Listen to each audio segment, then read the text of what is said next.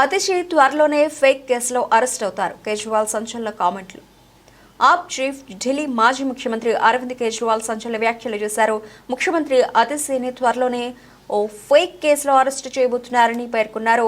మహిళా సమ్మాన్ యోజన, సంజీవని యోజన వంటి సంక్షేమ పథకాలకు సంబంధించిన ప్రకటనలు చూసి కొందరు ఓర్వలేకపోతున్నారని ఎక్స్ ద్వారా విమర్శలు గుప్పించారు.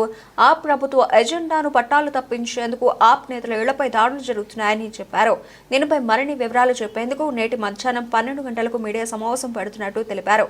మహిళా సమ్మాన్ యోజన, సంజీవని యోజన వంటి పథకాలపై గందరగోళం సృష్టించేందుకు కొందరు ప్రయత్నిస్తున్నారు. ఇందులో భాగంగా ఓ ఫేక్ కేసులో ముఖ్యమంత్రి అతిశిని త్వరలోనే అరెస్టు చేయబోతున్నారు. దానికంటే ముందు ఆప్ నేతల ఇళ్లపై దాడులు జరుగుతాయని కేజ్రీవాల్ సంచలన ఆరోపణలు చేశారు.